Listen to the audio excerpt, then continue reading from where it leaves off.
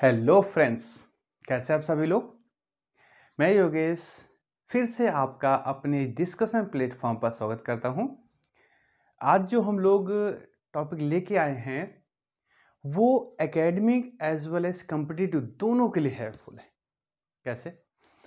जो डेरिवेशन आज हम लोग पढ़ेंगे वो डेरिवेशन कंपटीशन के लिए इम्पोर्टेंट है, एकेडमिक के लिए इम्पोर्टेंट है, और जो आपका रिजल्ट आएगा वो कंपटीशन के लिए इम्पोर्टेंट है। ठीक है, चलो तो आज हम देर ना करते हुए सीधे हम चलते हैं अपने टॉपिक के ऊपर। मेन टॉपिक पे जाने से पहले हम छोटे छोटे 2 पॉइंट आपसे डिस्कस करना चाहेंगे। छोटे हैं लेकिन उतने ही बड़े इंपॉर्टेंट हैं। देखो भैया, तो उसको हम नोट करके लिख लेंगे। नोट, पहला पॉइंट है इलेक्ट्रोस्टैटिक पोटेंशियल। आप कहोगे सर ये तो पढ़ चुके हैं, बस देखते रहिए। Electrostatic potential due to hollow or solid metallic, hollow या solid metallic charged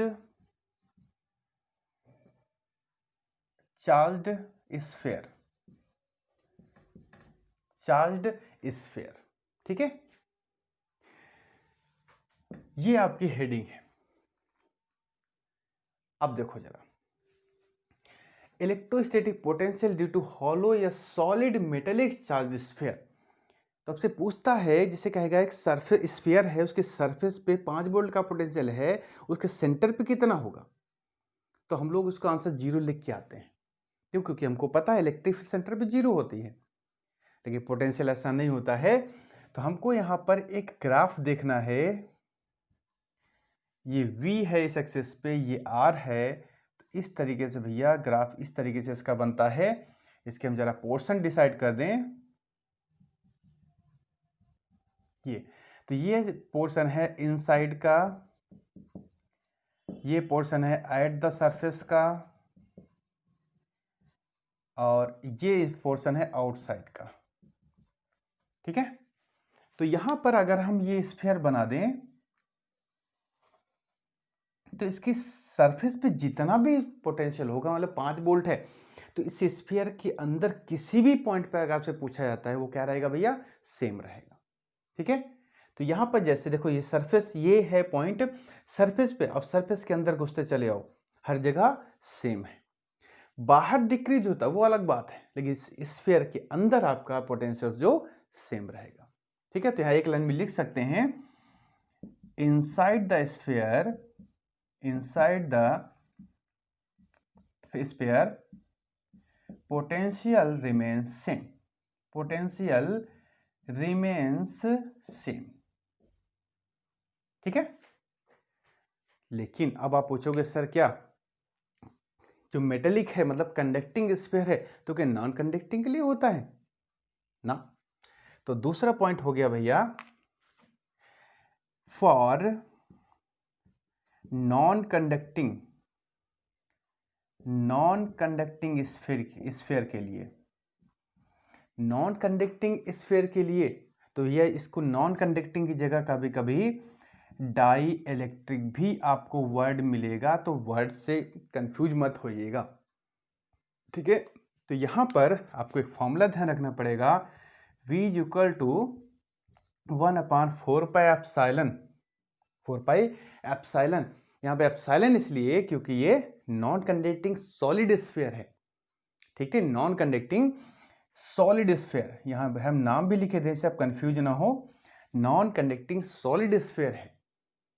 तो अब हमको पोटेंशियल निकालना, क्योंकि आप सॉलिड है तो आप एप्सिलॉन कोई मीडियम तो हो ही गया ना वहां पर। तो एप्सिलॉन फॉर्मूला हो गया Q 3r² minus r² upon 2r³। ये भैया आपके सामने फार्मूला आ गया, जहां पर ये है एक नॉन कंडक्टिंग सॉलिड स्फीयर। तो यहां पर भैया ये है आपका रेडियस कैपिटल R, इस स्फीयर की रेडियस है।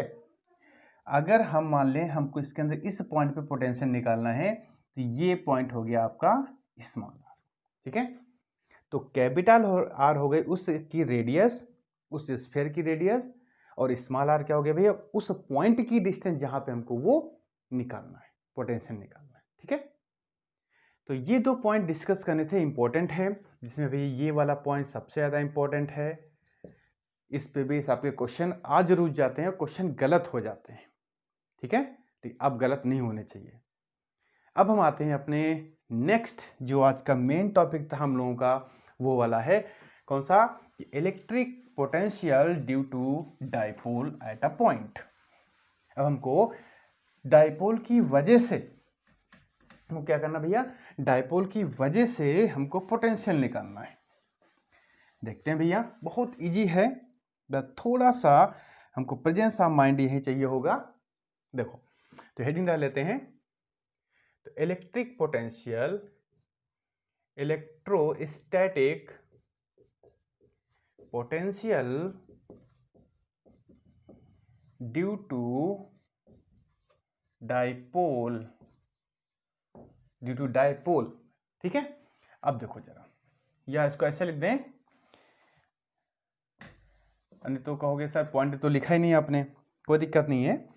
Electrostatic potential at a point, at a point due to dipole.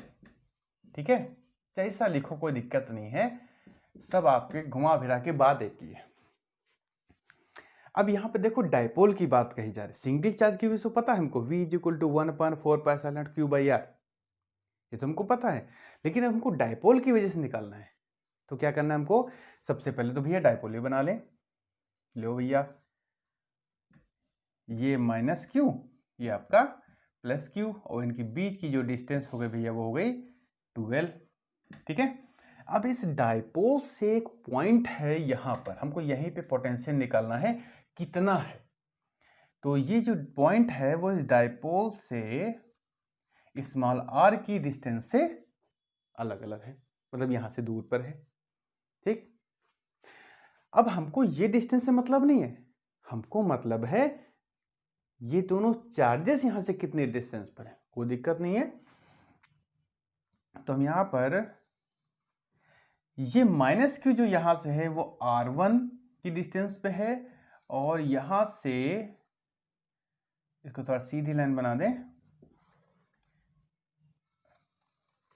ये हो गया भैया R2। ठीक है, अगर इसको पोजीशन वेक्टर के टर्म में कहें तो इसको वेक्टर लगा दो आप।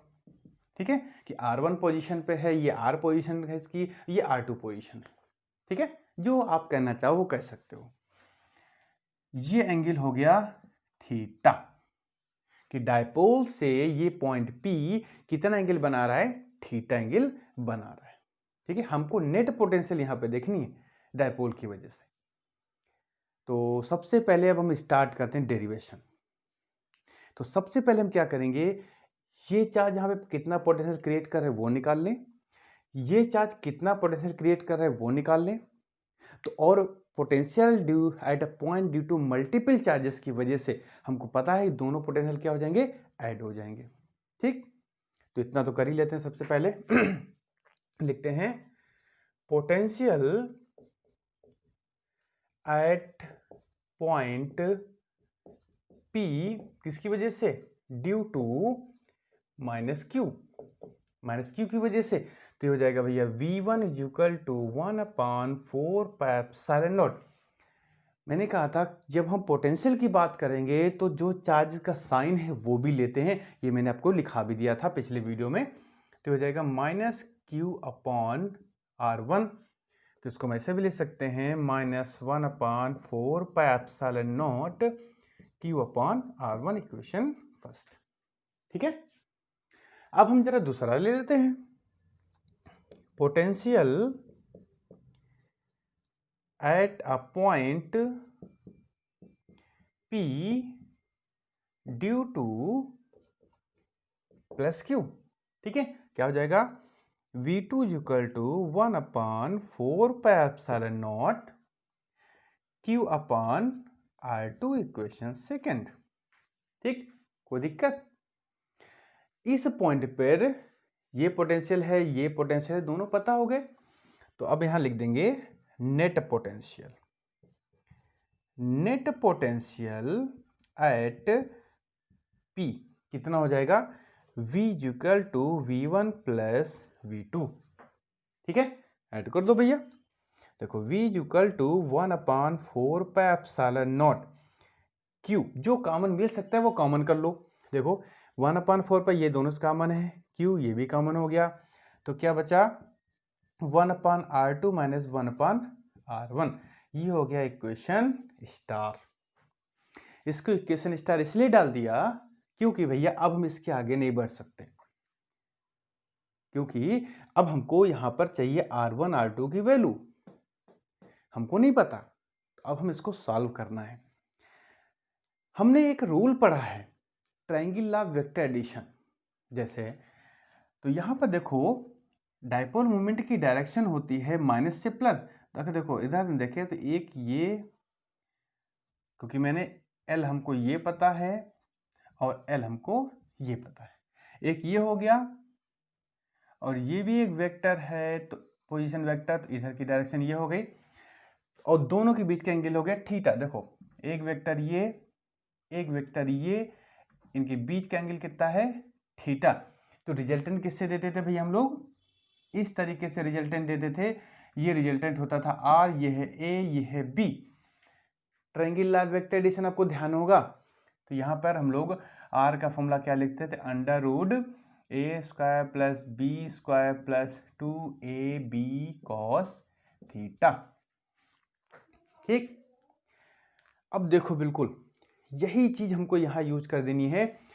ये हो गया, एक वेक्टर ये है, एक वेक्टर ये, उसका रिजल्टेंट हो गया। ठीक है, ये रिजल्टेंट, तो ये रिजल्टेंट यहाँ पर, बस ये फिगर थोड़ा सा ऐसे बना है। अगर हम इसको ऐसे बनाएं तो बिल्कुल डिट्टो ये बन जाएगा। देखो जरा, इसको हम ये बना दिया L, ये बना दिया हमने R, और ये बना दिया मैंने R1, और ये हो गया इसका थीटा। देखो बिल्कुल डिटो, बिल्कुल डिटो बन गया। तो R1 रिजल्टेंट हो गया, तो क्या लिख सकते हैं, R1 is equal to under root L square plus R square plus 2LR cos theta. बस ठीक है, तो मुझको बस यही समझाने के लिए मुझे सब बनाना पड़ा।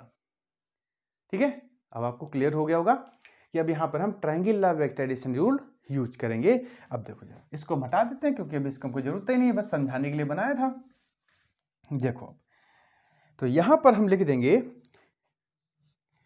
यूजिंग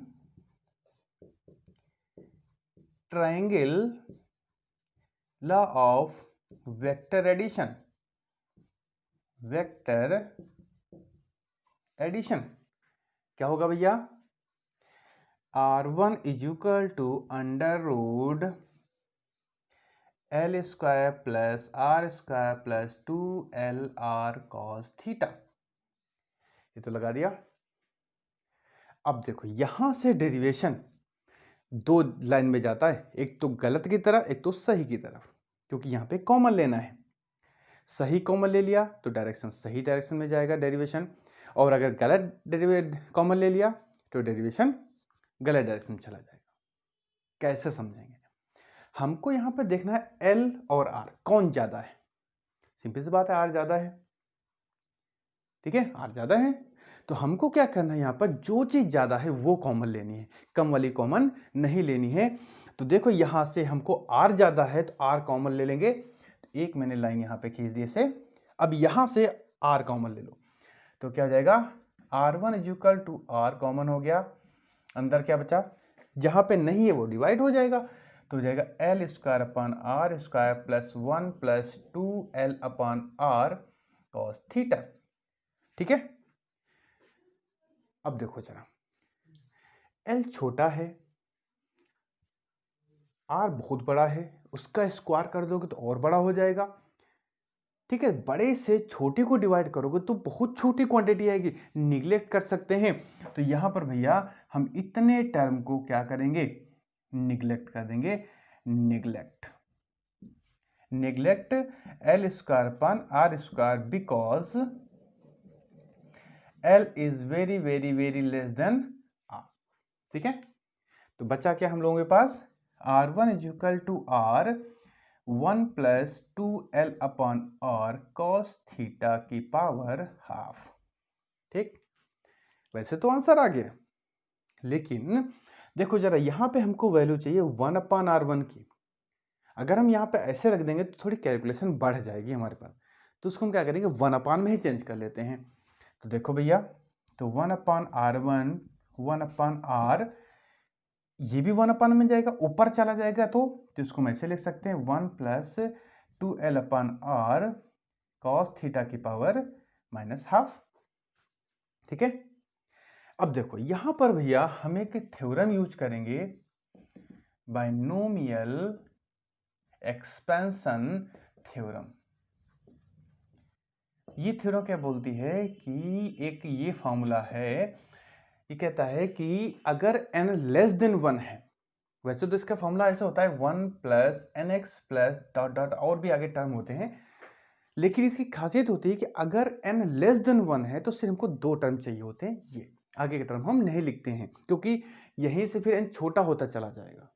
ठीक है, देखो जरा यहाँ पर n जो है माइनस हाफ है, मतलब लेस देन 1 है, तो हमको क्या चाहिए, हमको दो टर्म यहां से उठा लेंगे और यहां पर देख देंगे, रख देंगे। ठीक है, अब जरा ध्यान से देखते हैं दूसरे टर्म में हुआ क्या है, पावर और x को सिर्फ मल्टीप्लाई कर दिया गया है। तो यहां पर क्या करेंगे, यूजिंग बाइनोमियल एक्सपेंशन थ्योरम,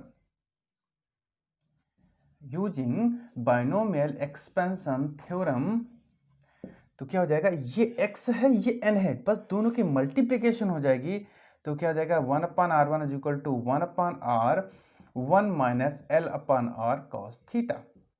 देखो जरा, बस इसे मल्टीप्लाई करेंगे, जहां पे करके दिखा दे रहे हैं 2L अपान R cos theta into minus half, ये कट गया, minus L upon R cos theta बचा। ठीक है, देखो तो इसको हटा दें यहां से जरा, तो या सेकेंड तक तो हो गया था, इसको इक्वेशन थर्ड नाम दे देते हैं। ये आ गए 1 अपान R1 की वैल्यू। अब आपके पास दो रास्ते हैं, या तो फिर से उतनी प्रोसेस करिए R2 निकालने के लिए, या तो एक ट्रिक अपना लेते हैं हम, अभी ट्रिक बाद में बताएंगे। देखो L ये S सेम है, ये R तो दोनों में कॉमन है। ठीक है, तो मतलब हम सिर्फ चेंज क्या करेंगे, ये थीटा है तो ये क्या होगा भैया हमारा 180 माइनस थीटा। ठीक है, अब देखो जब हम इधर वाला ट्रायंगल ले रहे थे तो ये वाला एंगल लिया, जब ये वाला ट्रायंगल लेंगे तो एंगल इधर वाला लेना पड़ेगा। तो हमको करना क्या है, सिर्फ इस जगह थीटा की जगह 180 माइनस थीटा पुट कर देंगे बस। तो यहां लिख देंगे put theta is equal to 180 minus theta. समझ गए ना कैसे, क्यों पुट करेंगे, इस रूल से। ठीक है, तो यहां पर हमको बस इसमें पुट कर देना, तो ये क्या आ जाएगा 1 अपान R2 की वैल्यू हो जाएगी, तो हो जाएगा 1 minus L upon R cos 180 minus theta. ठीक है, अब कॉस 180 माइनस थीटा क्या होता है, माइनस कॉस थीटा होता है। तो इसको हम जरा इस तरीके से लाइन खींच दें। ठीक है, तो इसको यहीं पे लिखे दे रहे हैं, तो ये हो जाएगा 1 upon R2 is equal to 1 upon R 1 plus L upon R cos theta. इसको हम डाल देंगे इक्वेशन फोर्थ। ठीक है, तो हमको 1 अपान R1 की वैल्यू पता हो गई, 1 अपान R2 की वैल्यू पता हो गई। अब हम क्या करेंगे, ये दोनों वैल्यू उठा करके इक्वेशन स्टार में पुट कर देंगे, तो इन इक्वेशन स्टार। ठीक है, अब जरा देखो वैल्यू पुट करेंगे, तो 1 अपान R दोनों में कॉमन है, बाहर निकाल दो, तो हो जाएगा v equal to 1 upon 4 pi epsilon naught q upon r, इसमें से इसको माइनस कर दो, तो हो जाएगा 1 plus L upon R cos theta minus 1 plus L upon R cos theta. ठीक, दोनों चीज रखी हुई हैं, ये आपका कैंसिल आउट, क्या बचा, v equal to 1 upon 4 pi epsilon naught q into 2L cos theta upon R square. Q into 12 क्या लिखा है, डायपोल मोमेंट लिखा है भैया, तो यहाँ पे इसको लिख सकते हैं v equal to 1 upon 4 pi epsilon naught P cos theta upon R square. तो ये हम लोगों का आंसर आ गया कि potential due to dipole at a point. इतना भैया आंसर आ जाता है। ठीक है, कहीं पे कठिन लगा? सिर्फ आपको दो जगह ध्यान देना है। एक तो यहां पर कि जब हम पोटेंशियल लिखेंगे तो विद साइन वैल्यू पुट करेंगे, माइनस की हो तो माइनस, प्लस है तो प्लस के सहित। दूसरी आपको ध्यान देना है कि यहां पर कॉमन क्या लेना है। अगर सही चीज कॉमन ले ली, आर कॉमन ले लिया तो आंसर तुरंत सही आ जाएगा, अगर एल कॉमन ले लिया तुरंत आंसर गड़बड़ हो जाएगा। ठीक, बाकी आपका कैलकुलेशन करते चले जाएंगे, आंसर धड़ाक से आ जाएगा। अब यहां पर इंपॉर्टेंट केस क्या है भैया? अब देखो, अगर ये पॉइंट जिस डायरेक्शन में डायपोल मोमेंट की डायरेक्शन है वहीं पे आ जाए, सपोज करो यहां पे पॉइंट वो आ जाए, अगर पॉइंट P यहां पे कहीं आ जाए तो उसी डायरेक्शन में हो गया तो थीटा क्या हो जाएगा? 0। तो यहां लिख देंगे केस फर्स्ट, अगर अलोंग द एक्सिस हो, अलोंग द एक्सिस हो तो थीटा इक्वल टू क्या हो जाएगा? 0। यहां पुट कर दोगे, का 0 की वैल्यू 1 हो जाती है। तो V equal to 1/4 pi epsilon naught P upon R square. ये आपका एक आंसर आ गया। ठीक, अलोंग द एक्सिस आपका ये आंसर आएगा। दूसरा केस, अगर वो ये जो पॉइंट है बिल्कुल मिड पे आ जाए, कि मतलब ये जो लाइन मिलेगी इससे वो 90 डिग्री का एंगल बना दे, बिल्कुल यहां पे आ जाए, यहां पर बिल्कुल सीध में, तो 90 डिग्री एंगल बन गया, इसको बोलते हैं इक्वेटोरियल प्लेन। इक्वेटोरियल प्लेन, तो इसमें क्या हो जाएगा? थीटा कितना हो जाएगा भैया? 90 डिग्री। तो cos 90 की वैल्यू 0, तो V क्या हो गया भैया? 0। ये केस आपका इंपॉर्टेंट है, क्योंकि कहते हैं कि so that in equatorial plane potential remains 0 या पोटेंशियल विल बी 0। कैसे? सामने आपके है। कोई डाउट? कोई डाउट नहीं होना चाहिए। ठीक है, यहां पर मैंने क्या क्या कहां कहां प्रिकॉशन लेने हैं वो भी बता दिया। बस आपको करना क्या है, एक बार इसको रिटन प्रैक्टिस कर लेना है। आपने एक बार वीडियो देख लिया, कोई डाउट होगा वो सब क्लियर हो गया, उसके बाद फिर आप एक बार लिख के जरूर देखेंगे। क्योंकि होता क्या है, हम लोग इस वीडियो मतलब डेरिवेशन को ओरली पढ़ने की कोशिश करते हैं। जब हमने वीडियो देखा बहुत अच्छे समझ में आ गया, अरे यार अब तो हो जाएगा, कोई डाउट नहीं। लेकिन जब करने बैठते हैं तब रियल में पता चलता है दिक्कत आएगी कहां पर, ये आ कहां रही है। ठीक है, तो मेरा सजेशन आप लोगों के लिए है कि डेरिवेशन को एक बार कॉपी पे करिएगा जरूर। ठीक है, और कंफ्यूजन बिल्कुल नहीं होगा, ये मेरे यहाँ पे जो मैंने एक्सप्लेनेशन किया है उसके बेस पे मैं बोल रहा हूँ। ठीक है, और अगर मान लो कोई होती भी है तो भैया ये आपका अपना प्लेटफॉर्म है, यहाँ पर आपको जो भी प्रॉब्लम हो बिना कोई हेजिटेशन के तुरंत आप कमेंट बॉक्स में पूछ लीजिएगा, आपको आंसर मिलेगा। ठीक है, तो फ्रेंड्स इससे के साथ ही अब हम नेक्स्ट वीडियो में हम लोग इक्विपोटेंशियल सरफेस और इलेक्ट्रिक फील्ड और पोटेंशियल में क्या रिलेशन होता है, वहाँ से कंक्लूजन क्या बनता है, वहाँ पे डिस्कस करेंगे। तो आज की इस वीडियो में हम लोग यहीं पे इस क्लास को वाइंड अप करेंगे। मिलते हैं फिर नेक्स्ट वीडियो में, तब तक के लिए आप लोग अपना ख्याल रखिए। Take care and bye bye.